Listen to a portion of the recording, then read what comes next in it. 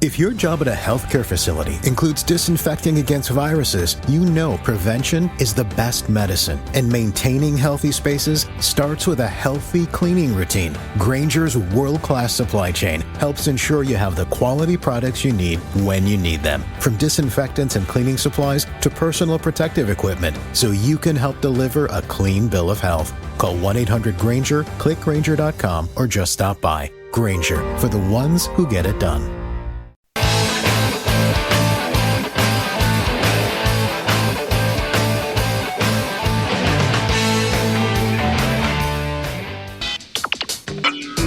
You are about to listen to the Dr. Daliah Show. Sassy, stimulating medical talk radio.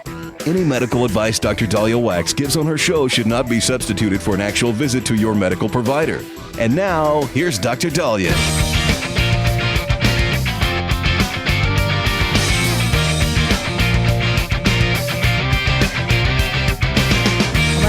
We are back on the Dr. Daliah Show. Thank you all for tuning in. 1-877-DOC-DALI, 1-877-DOC-DALI. So we have some good news for a change. CNN is reporting that cancer death rates are declining. That's fantastic news. That's huge. But they say diagnosis rates are on the rise for women. So this is a new report on cancer in the United States. And they say they are showing a steady decline in overall deaths from cancer between the years 2001 and 2022. The rate of diagnoses among men fell from 2001 through 2013, then stabilized through 2021. But the incidence rates among women increased slightly every year between 2003 and 2021. Now, 2020 interrupted the trends because people weren't going to the doctor. Cancer incidence rates fell significantly, but is that because people didn't get diagnosed, or did the cancer just not exist? I think it's because people weren't going to the doctor in 2020.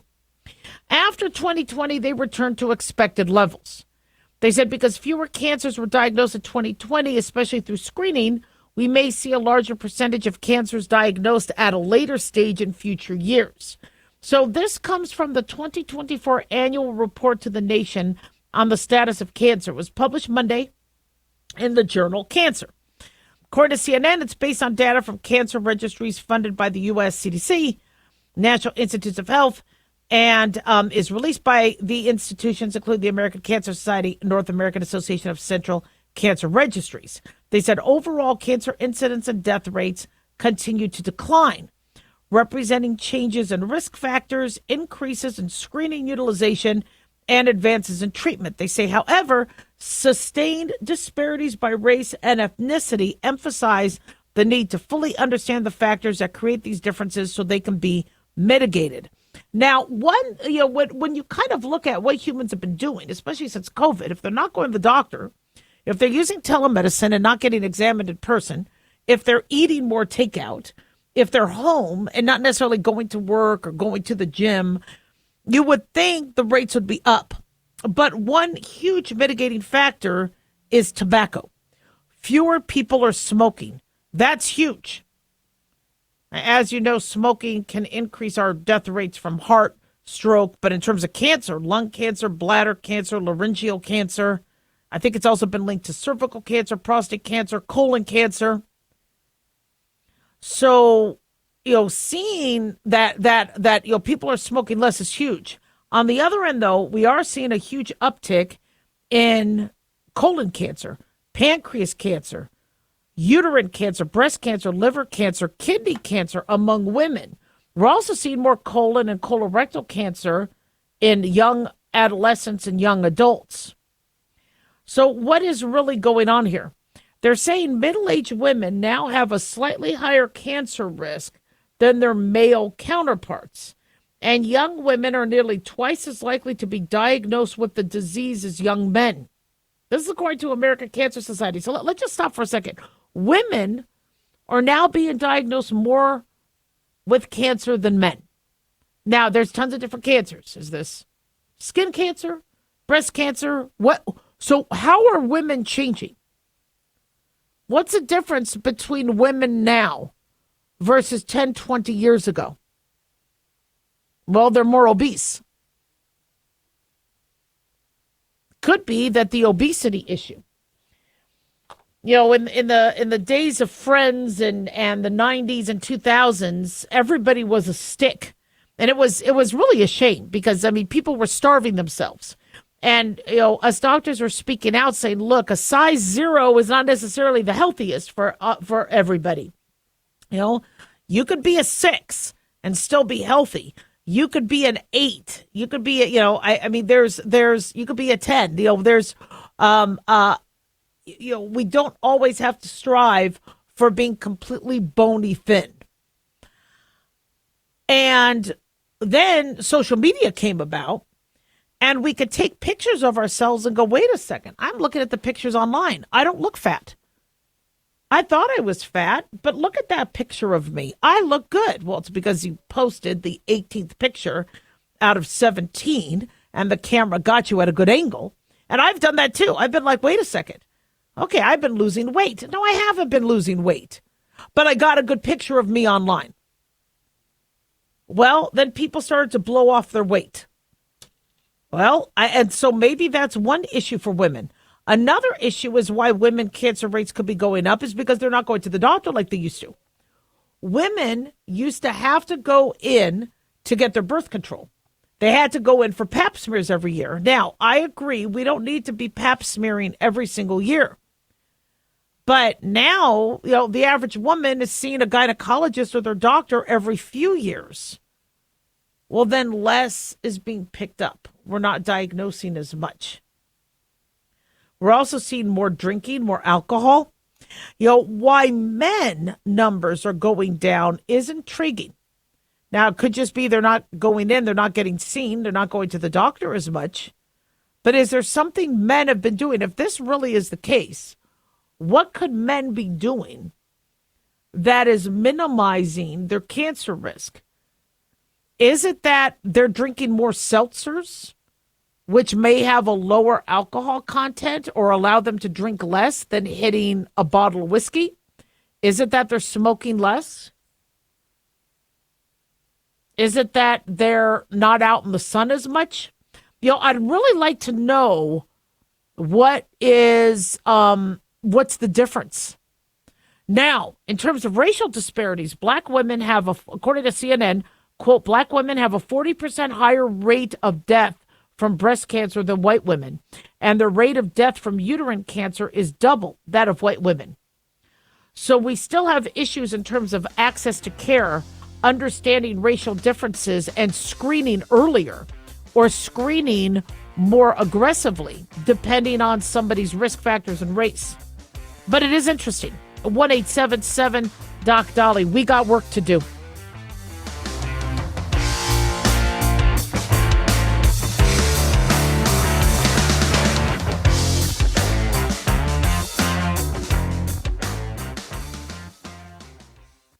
Dr. Daliah here. Are you tired, burned out, gaining weight, succumbing to the daily pressures of life? Well, how's your dopamine doing? How you feel right now, how you'll feel an hour from now, and how you'll feel next week is completely reliant on your dopamine. Our daily motivation and willingness to push through challenges depends on the intricate chemical process dopamine provides. Christian Kalikas and I created Deploying Dopamine, a book that tells you what dopamine is, when it dysfunctions, and how to successfully deploy it when needed. Find Deploying Dopamine on Amazon today. Check it out.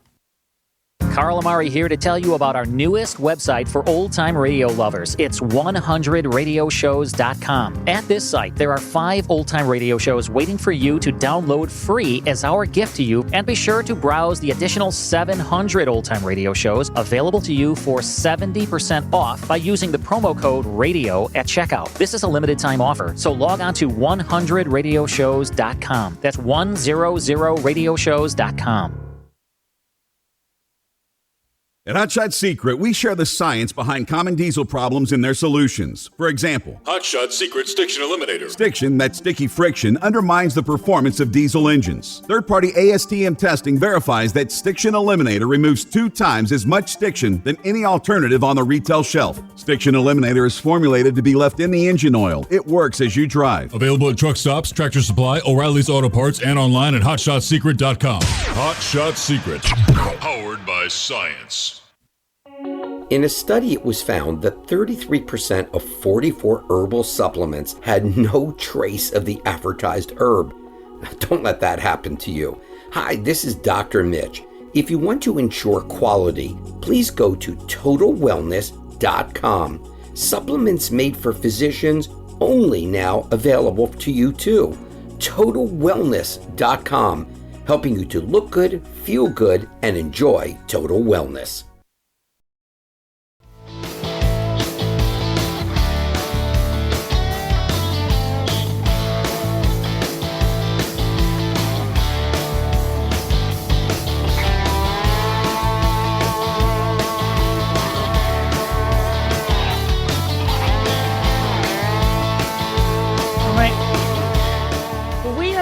Daliah Show. Thank you all for tuning in. 1-877-DOC-DOLLY, 1-877-DOC-DALI. Big thanks to Talk Media Network for making the show happen. Big thanks to Daniel, our producer, and big thanks to y'all for tuning in. We really do appreciate it. Don't forget to follow us on Twitter at Dr. Daliah, Facebook, The Dr. Daliah Show, and on YouTube. Click like and subscribe. So, I'm very fascinated by history and the tragedy of the Titanic. We here we are over 100 years since it sank, and we're still learning more and more about what happened. And the Titanic sank April 15th, 1912, and they found the wreck in 1985, and a lot of our data came from stories and people's accounts. I think the longest living, the longest surviving survivor of the Titanic died in 2009. She was 2 months old at the time. But a tragedy such as that, so huge as that, and so integral in now boat safety, is something that has always been a focus of awe and discussion. And, I fell upon this article that came out a few days ago, 44 Secrets You Never Knew About the Titanic. And so I wanted to share with you with some of these because this was pretty interesting. So the wreckage was found September 1st, 1985, over 7 decades after the Titanic sank, during a secret U.S. Navy mission while they were searching for 2 other missing vessels. And since then, we've been able to learn more, gather data. Sadly, there's been that Titan sub accident where people are trying to, defy the laws of nature and go down as deep as the Titanic is to learn more about, what happened. But, when you look at the history of the Titanic, they say that it was plagued by tragedy from the start. 8 people died during the ship's construction just to create the ship. National Geographic reported that 8 men died. 5 of their names are Samuel Scott, John Kelly, William Clark, James Dobbin, and Robert Murphy. But tragedy started before it happened. In fact, I believe there was a book that was written in the 1890s. And the story had to do with the ship called Titan, which sank after hitting an iceberg in April. And people were like, wow, this author must have been able to foretell the future. And she said, no, it's just, ships can hit icebergs. This was just a story I wrote. But some of the interesting facts of the Titanic is if you look at the ship, there were 4 smokestacks. 3 were used, but the 4th smokestack served no purpose. It was more for aesthetic. So even back then, they would have things that would actually be used for aesthetics. The ship apparently carried 15,000 bottles of beer, 1,000 bottles of wine, 850 bottles of liquor, and 8,000 cigars.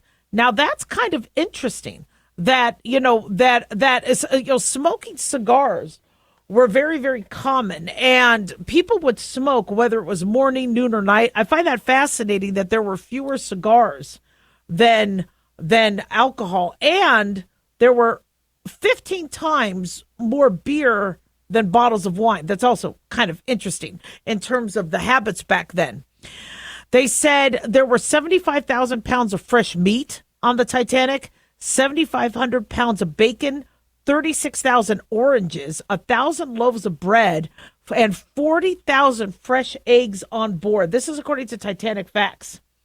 Now, the 700. This article is being reported by Insider.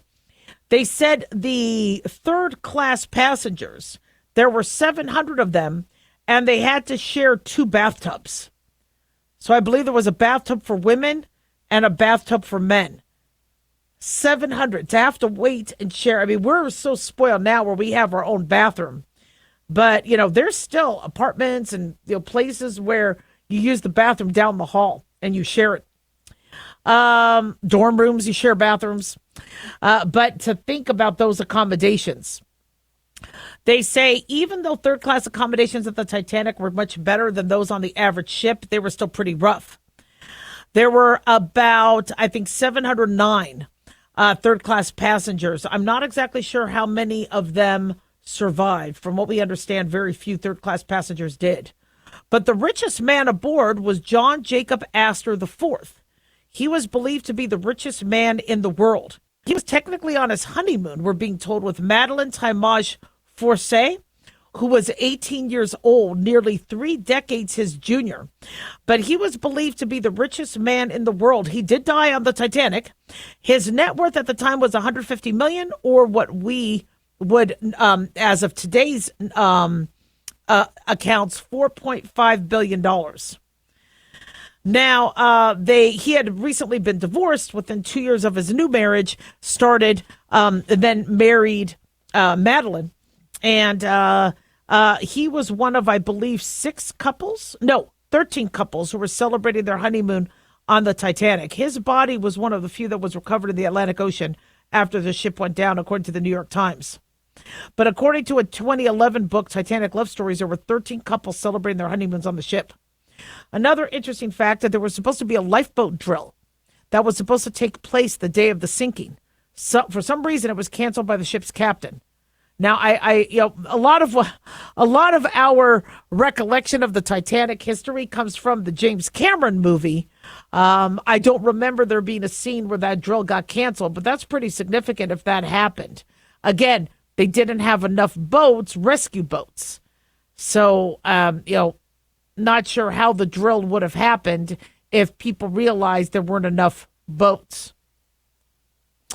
This was on the last Sunday of the, usually the drills, I guess, happen on Sunday. This was supposed to be Sunday, April 14th. Titanic sank April 15th at 2 a.m. The ship's binoculars, so the lookouts, the 2 gentlemen who were looking out, iceberg right ahead. Apparently, they didn't have access to the binoculars. They were locked inside a cabinet. The Telegraph reported that the lookouts, Frederick Fleet and Reginald Lee, did not have access during the journey, so couldn't see very far. The ship's second officer was replaced at the last minute, forgot to hand off the key to the locker that housed the ship's binoculars. This key apparently resurfaced at auction in 2007 and sold for $90,000. Now, one theory is that the crew didn't spot the iceberg in time because they didn't have the binoculars. The Telegraph reported only 37 seconds elapsed between actually seeing the iceberg, calling downstairs, and deciding what course of action to take, which means they knew that it was a fatal blow. They said there was a possible picture of the iceberg. I've seen this, where there was a ship that spotted an iceberg with a streak of red paint going along its side after the crash. And so the ship took a picture. And so we believe we have the picture of the actual iceberg that sadly the Titanic hit. Photo was taken from the SS Prince Adalbert on April 15th, the morning the Titanic crashed. And they took it because they noticed the red paint and they noticed signs of a collision. Lots of rumors that men dressed up as women to get on the boat. I have a book that was written in 1912 where they were still looking for one of the men. It was talking about the account of the Titanic and how one of the men had dressed up, and they were still looking for him and to catch him. And so, just frightening. Now, there was a testimony that when the U.S. Senate inquired about the Titanic, that there was technically no official order allowing only women and children to get on the lifeboats. And so there were some people who just jumped onto the lifeboats. But from what I understand, that was an order, and women and children were supposed to be getting on. However, there were some men that were able to jump on when there was room, and some of the staff said, come on. I believe there were about 37 engineers. They all perished on it. There's been some new theories as to the captain of the ship and if he, how he died. And so that's been debated. If he went down with the ship, did he jump in? Did he stay in the in the captain's quarters, or at the head of the ship? And so that I don't think has ever been proven. But a lot of interesting detail. One of the most interesting one is I believe J.P. Morgan was supposed to be on that ship, and he had a ticket for a different day. And so, seeing that there were other people that were supposed to be on the ship at the time and they survived.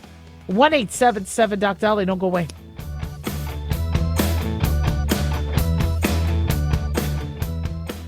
Dr. Daliah here. Are you tired, burned out, gaining weight, succumbing to the daily pressures of life? Well, how's your dopamine doing? How you feel right now, how you'll feel an hour from now, and how you'll feel next week is completely reliant on your dopamine. Our daily motivation and willingness to push through challenges depends on the intricate chemical process dopamine provides. Christian Kalikas and I created Deploying Dopamine, a book that tells you what dopamine is, when it dysfunctions, and how to successfully deploy it when needed. Find Deploying Dopamine on Amazon today. Check it out. Lisa Wolf here to tell you about our newest website for old-time radio lovers. It's 100radioshows.com. At this site, there are 5 old-time radio shows waiting for you to download free as our gift to you. And be sure to browse the additional 700 old-time radio shows available to you for 70% off by using the promo code RADIO at checkout. This is a limited-time offer, so log on to 100radioshows.com. That's 100radioshows.com.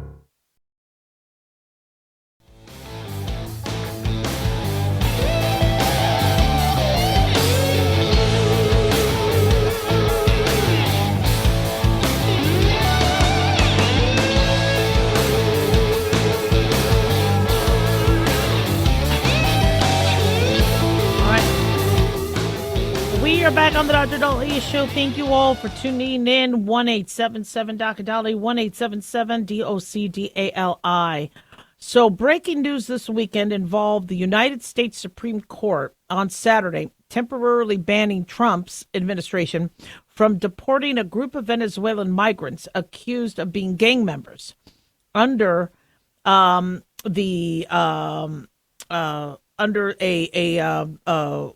an older wartime law.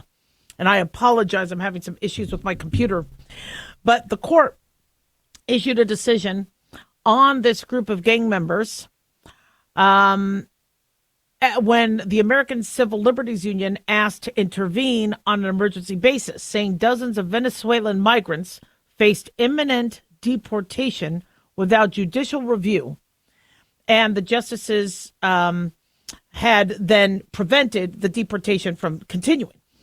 Now, according to the justices in a brief, they say the government is directed not to remove any member of the punitive class of detainees from the United States until further order of this court. Conservative Justices Clarence Thomas and Samuel Alito publicly dissented to the decision. Now, the Trump administration did file a response on Saturday afternoon, urging the justices, once they review the matter further, to formally reject the ACLU's request on the migrants' behalf. The White House responded that President Donald Trump would stay the course in his immigration crackdown, but gave no immediate indication, according to Reuters, that the administration would defy the Supreme Court. Trump always says he's going to follow the Supreme Court. He will follow the law. We are unsure where these Venezuelan migrants were headed.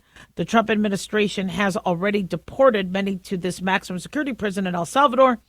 I think there's been more than 200 Venezuelan and Salvadorian men that are allegedly gang members. Now, the deportees include Kilmar Abrigo Garcia, a Salvadorian immigrant whom the administration had found to be previously escaped deportation because he was in fear of gang members killing him. And so he then, through a second pass, got deported. However, the administration had admitted to a technical administrative error. And, this has been a huge point of controversy in terms of, should he have ever been sent? Senator John Kennedy, Republican from Louisiana, said that the deportation of Kilmar Abrigo Garcia was a quote-unquote screw-up. He took issue with his Senate colleague, Senator Chris Van Hollen, who has argued that Garcia did not experience due process. Kennedy said that Kilmar had been in front of 17 judges before turning to the Trump administration. He said this was a screw-up, in my opinion. The administration won't admit it, but this was a screw-up. Mr. Garcia was not supposed to be sent to El Salvador. He was sent to El Salvador. Now, this Abrigo Garcia is a 29-year-old illegal immigrant, from what we understand, living in Maryland. And from what we understand, the Trump administration has proof that he is a part of, I believe, MS-13 gang. And Garcia's attorneys deny it. But, my concern with all of this, and we knew this would happen, is when Biden opened up the border and it was just an absolute mess and people coming over and Biden knew exactly what he was doing, or the people running. Biden might not have known exactly what he was doing. Excuse me. I'm not sure what cognitive, benchmarks he had, but whoever was running the Biden administration knew exactly what they were doing. Get the people in and then put the onus on the Trump administration to try to deport them all or sift through who's criminal, who's not. Meanwhile, they have the numbers. And it's very, very frightening to see how that happened. And so we knew that if Trump had to get involved and then try to, same with Holman, his border czar, to then try to deport, okay, there was going to be some unintended consequences or some innocent bystanders, or it could, to massively deport millions of people who never should have come in here, that's a tall order. But just like with Obamacare, for Trump to try to dismantle Obamacare, it's now going to be a mess. And that's what, politicians do. They make things happen and they design it in such a way, or they do it so blatant that to try to fix the pieces and pick up the pieces are so much more difficult. And when we see what has happened in terms of our border, in terms of our hospitals being overrun, in terms of taxpayer money, in terms of, not losing formula, not having, things that we need for our veterans or for our homeless population, because resources have to be shifted. And mind you, I want to help refugees. I want to help people seeking asylum. But this was just a blatant, oh, fine, you want to come to America? Come on in. And here's a T-shirt. So now we've had, an uptick in crime. I understand that legal American citizens have been performing more of the crimes than illegal migrants, but some of these crimes that illegals have done should have, you can't let one happen where we've had women murdered, raped, children murdered, raped. This is not what America's supposed to be. And we let our guard down. We put Americans at risk. And you can't sit there and tell me, yeah, but legal citizens do more crimes. We don't want any more. Our job is to stop any more crimes. And if we had something that was fixable and repairable and preventable and we didn't act on it. So now here's Trump and Holman and Kristi Noem, who, by the way, I heard just got robbed. I think her purse got stolen and they stole makeup and money, and I don't know what the hell happened there, but but that's been a headline also.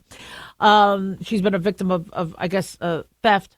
But, now for the country to try to find gang members, criminals, and get them out of here, that's not an easy task. Now, we don't want to see any innocent father, an innocent person leave. But from what I'm understanding, Abrigo, Garcia wasn't necessarily innocent. Now, and if he was a member of a gang, and there was a history of him saying, look, if you send me back, other gang members are going to kill me. You need to send me, you can't let me. And the government allowed him to stay so that other gang members wouldn't kill him. So there's this proof that the Trump administration has, but this El Salvadorian prison won't let him come back. And if we do wrongly deport a criminal, an alleged criminal that may not necessarily need to be in that sort of facility, do we have a plan to move them to a less severe facility? And you see, all of this is now on the Trump administration's shoulders when it should have never been. So Biden gave the Trump administration all this work to do. And I don't want to see anybody innocent, deported. But if we do have individuals that were here illegally who are criminal and a part of gangs, get them the hell out of America. That's not safe. And that's what Trump promised to do. And that's what he's doing. But it's not going to be easy. And so, what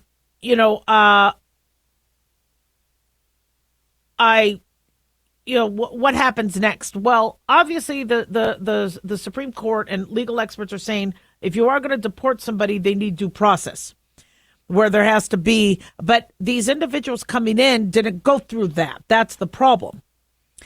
And so do we take the time through the courts? Do we take the time? I mean, we need to, yes, we want to vet somebody before we kick them out, obviously. But, this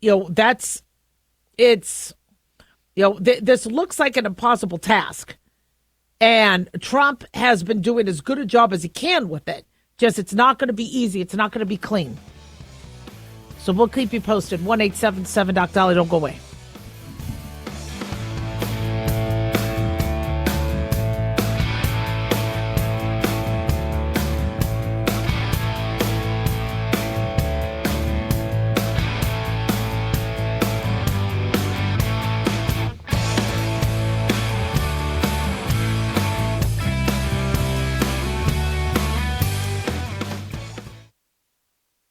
Guys, Dr. Daliah here. Addictions can sneak up on us and come in many forms, whether it's drugs, alcohol, sex, video games, porn, or something less obvious such as food, internet, or shopping. Addiction can seem innocent at first and then evolve into an insurmountable evil. In our book, Addiction Basics, Caitlin Kalikas and I dive into the common addictions and provide tips for identifying and preventing these before they sneak in and take over our lives. Addiction Basics can be found on Amazon or my website, drdaliah.com. Check it out.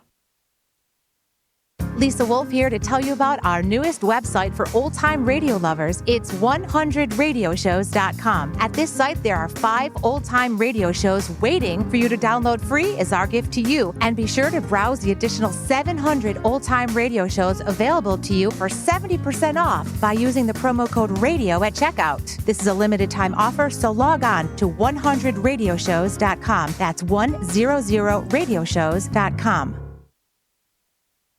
Self-reliance. It's not a phrase we hear much in our culture these days. It might conjure up images of pioneers, the West, rifles, strapping men, and strong women. But what does it mean for us in today's world? The New American Magazine has just released its latest collector's edition, Self-Reliance, Foundation of Freedom. In it, the New American authors outline the necessity of self-reliance for a free people, tips for self-reliant living, and the importance of not giving up hope. This unique edition includes articles on the self-sufficiency of the founders, preparing for a worst-case scenario, firearms, financial self-reliance, the importance of community, and many other topics by expert writers. Now, for a limited time, the New American is offering a bundle of 3 collector's editions, Self-Reliance, The Great Reset, and Trump World for just $19.95. Available at shopjbs.org. Visit shopjbs.org today.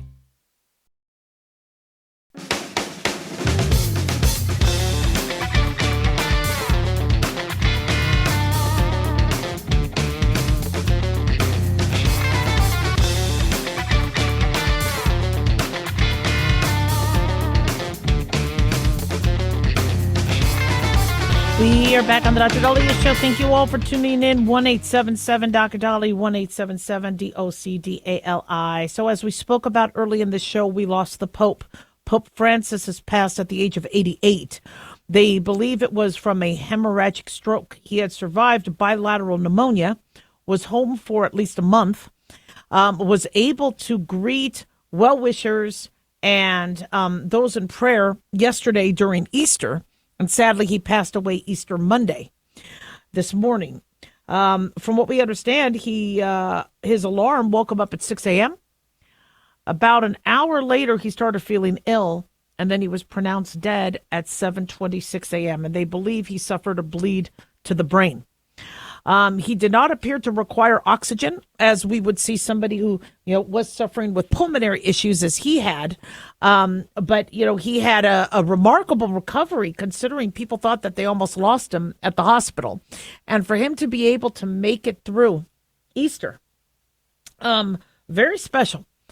And so, may he rest in peace. Prayers, obviously, to him, his family, or his loved ones, friends, and as well as the community that has lost a pope. People are now asking, when is the next pope coming? There's some time that has to pass. So there's, I believe, a 9-day period of mourning, according to Daily Mail, and then the Catholic Church will begin the process of determining Pope Francis's replacement. After the 9-day of mourning, I guess they summon all the cardinals around the world to come to Rome. And then there's a selection process. And the selection process, known as the Papal Conclave, starts between 15 and 20 days after he dies. We're being told that only cardinals under the age of 80 are eligible to vote, and a 2/3 majority is required to elect a new pope. And there's been, a lot of, shall we say, theories and predictions. And at this point, the reason why there's a day of mourning is they don't want people talking about who the next replacement should be, because in that process, they will compare and contrast to the Pope that just passed. And they do not want people bringing up, well, we want this, or the church needs this, or this, so there should be a time of mourning.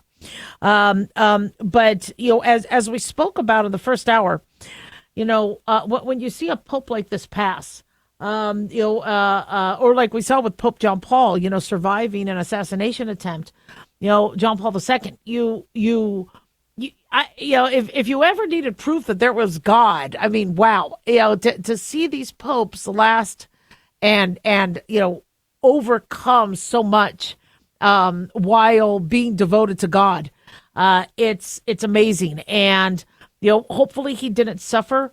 Sadly, a hemorrhagic stroke is not an easy way to pass. It could happen very quick. It could symptoms of it could be a severe headache. Could be weakness, difficulty speaking. Some people could be very aware while they're having it. Hemorrhagic strokes and thrombotic strokes are a very common cause of death in the older population. And the Pope, having recovered from bilateral pneumonia, the recovery stage is a very tenuous one and a very vulnerable one in terms of other medical issues happening in the post. But, for him to have survived it and was home for a month, and appearing to not need oxygen when he was at Easter Mass yesterday, was, showed that he recovered really well. Unfortunately, when God wants us and is ready for us to start our next chapter, he decides. And so, we pray for the Pope. We pray for the next Pope. And it's a very, very sad time. But, when we look at passing, I like to look at a celebration of life. And, we've spoken about this. Many of us have older individuals in the family, and, we're concerned about, how to broach the subject or how to address it if they're sad. I have a friend whose older family member I spoke to today, and she had lost a long-time childhood friend. And you know what she's probably thinking, because she's of advanced age. And, the only, to talk about a subject of us, aging and, how do you, how do you, without just trying to be like, oh yeah, it's all, cotton candy and rainbows up in heaven and it's all fun, how to have some realistic conversations about that, because older people are thinking about it.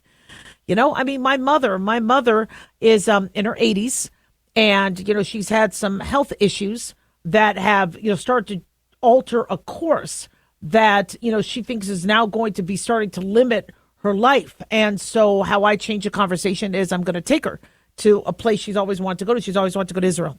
So I'm going to take her there. I'm not going to leave her there. I'll bring her back. I know. I some family members are like, okay, you got just her a one-way ticket. Just leave her there. I'm not leaving her there. I'm going to bring her back. But if you do have a loved one that, they're going to look at this and, seeing the Pope pass or seeing their friends pass, and a whole bunch of thoughts are going to come through their mind. I mean, me, I couldn't imagine being at that stage, because I'm always looking to the future. I'm always looking forward to the next day, the next week, the next year. Well, what if you don't feel like you can? And so, what do you talk about? How do you keep your mind busy? Yeah, and so there are a lot of things you could do. You can, keep them abreast of what's going on with the kids and the grandkids. You could keep them relevant in their lives. You can, keep them busy. One thing that is really helpful is documenting, our history as a family, or documenting recipes. And if they get flustered saying, but I don't remember, they said, no, but the fact that this is something you would do, what would you always serve with dinner? Because I want to keep those traditions up. These are grandma's traditions. These are grandpa's traditions. Let's put this down in writing. And knowing that they are going to be a part of that family's history, make a video of them talking, anything you want to tell your grandchild. When she graduates or gets married, or, these are things that can actually make them very, very happy and give them something to do that you can help them with. They don't have to write the book, but you could write the book. That you could help them make the video. I look at life, as I've said this before, as, this isn't our last destination. This isn't the final destination. Right? This is the precursor to a whole new world, a whole new dimension that I believe we inhabit with our souls. And I describe that to older people. Now, they may not believe it, but I tell them what I believe. And this is how I kind of reconcile why my uncle died at the age of 13 of cancer, when he was brilliant, a concert pianist, an absolute certified genius. Why was he taken? Well, maybe because God needed him. There was work to do in this other dimension. This is how I reconcile, and I kind of, validate what could have happened, even though we're not supposed to, try to understand what God does. But it helps me, understand why, things happen. And I share that with older people. And, I tell them, this is a job interview. God's looking at us, and he's deciding where he wants us. And I think he's going to, shove me in shipping and receiving, because then I can make all the noise and it doesn't disrupt the other activities that need to be done in heaven. And that's what I think is going to happen. 1-877-DOC-DALIAH. Don't go away.